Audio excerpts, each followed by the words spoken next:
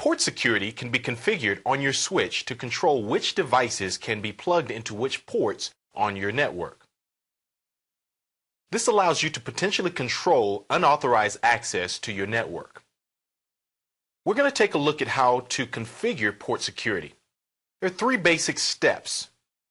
Number one, you would set a permanent MAC address into the MAC address table. This is actually an optional step due to the fact that you could also simply allow the port to learn a MAC address. Number two, you set port security by setting a particular max MAC count or a maximum MAC address count, controlling how many MAC addresses can actually be seen on that port. And third, which is also an optional step, would be to set an action that would take place if there was an address violation.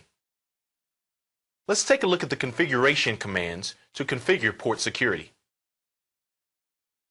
The first step that I mentioned was setting a static or permanent MAC address entry into the MAC address table. You do this with the command MAC address table static, and then you can indicate the actual MAC address, and you could also indicate the VLAN that would be associated with that particular entry. Secondly, you set port security with the port security command, port security max MAC count. Here I've specified 2, indicating that there can be 2 MAC addresses that can be associated with the particular port or that can be learned on that particular port. This means that, say for instance, you have a switch here and a hub, and there are 2 PCs attached to that hub. That's the 2 MAC addresses that can be learned on this particular port. If someone else comes along and plugs a third PC in, that's a third MAC address, and port security will not allow that particular port. Depending on the parameters or the action that you set for the switch to take if there is an address security violation. Port security action is the command that you would use.